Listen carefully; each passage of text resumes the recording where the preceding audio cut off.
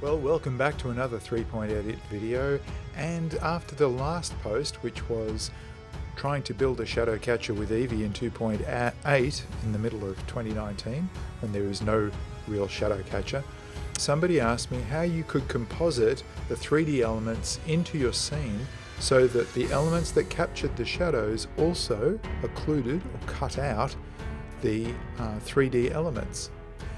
Now in this example you can see that I've placed these trucks in front of my font or my Word object, and I've placed another copy of the Word object on top.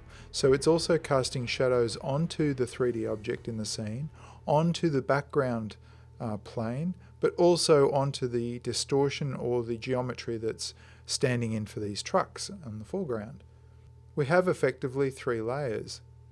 The background layer, which includes all of the 3D objects, a cutout layer, which I've tentatively called a foreground layer, which just occludes these trucks, and then a top layer, which just has this top 3D object casting a shadow onto the lower image. In Blender 2.8 using Eevee, there isn't actually a shadow catcher pass, if you like, but you can build one in pieces.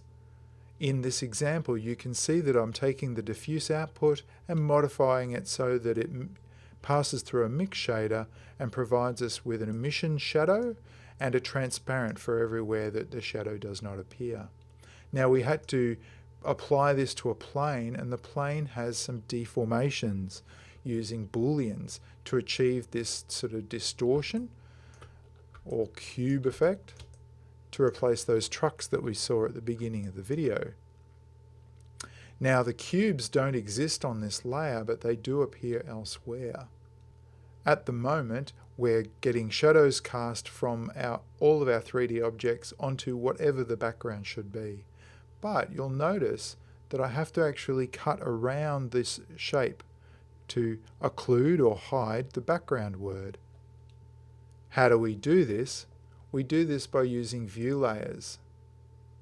Now at the moment I'm looking at the background layer, and the background layer has these collections present. It has this background collection and a top foreground collection.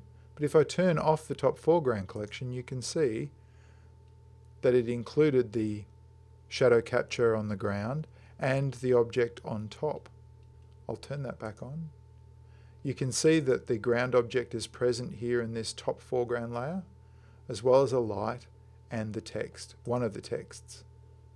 So for our background layer, everything is present. If I switch view layers to foreground, now the objects that I was using as Boolean objects are present only by themselves, and I'm only using their alpha shape to cut out our render from the background layer.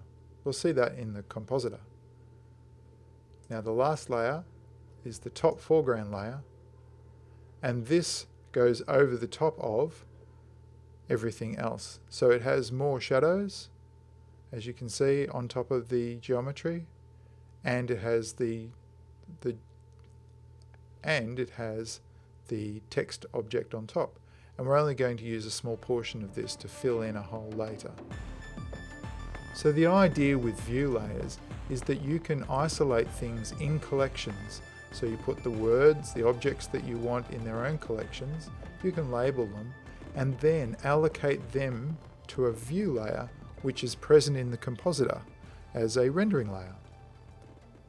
You can simply do that by turning them on or off to exclude them, or use the E key to exclude them. So if I highlight the top foreground, press the E key, it turns off. So it's no longer contributing to the background view layer. Of course, I have to fix the material, so let's go back here and connect my shader back up so that it's transparent with a shadow.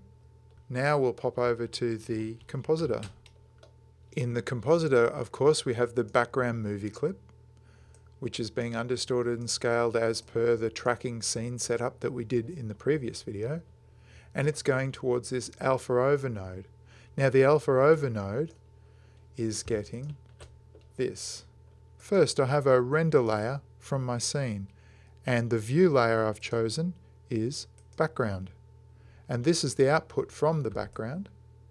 You can see that it's both text objects on top of my shadow catcher, and the shadow catcher, because it uses transparency, isn't cutting a hole in the font down the bottom here, where the truck should be.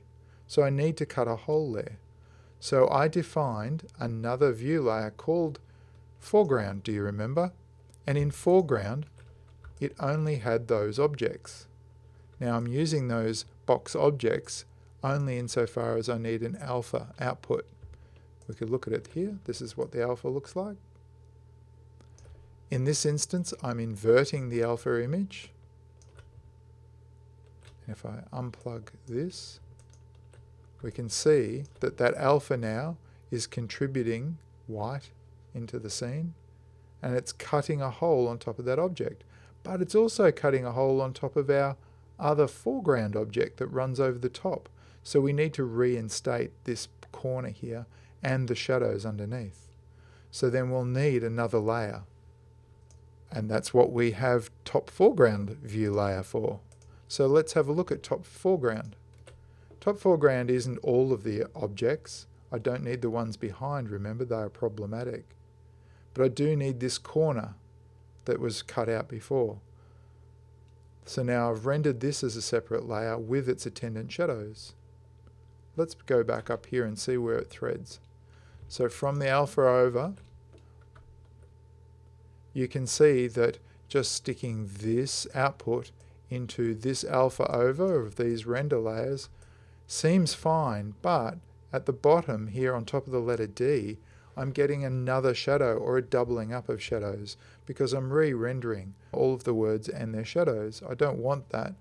I want to cut out this section here where the occlusion is. So let's grab that mask from earlier. Remember here, the alpha mask? Instead of inverting it this time, I'm taking its original version and I'm plugging it in up to the factor in the alpha over. But on the way, I'm going to dilate and erode that, and I'll show you why. So now when I use the dilate on that, it's cutting out a hole. Let's just mute that. You can see that there's actually a fine outline around where I've cut that out. So I turn on my dilate and erode, and I can reinstate that. If we go back the other way, there's the outline. Trim that in to get rid of it. Back through my alpha over, and instead of white, let's plug the original source image into the background. And there you have it. So now we have the background video with a background object that's occluded by these shapes in the foreground that I've built. They capture the shadow from the object on top in the third layer. So we're using view layers, the original background view layer, a mask view layer that I called foreground, and a third view layer called top foreground to add the shadows back on top, but we only use a portion of that in our composite. And when you play them back, this is what it looks like.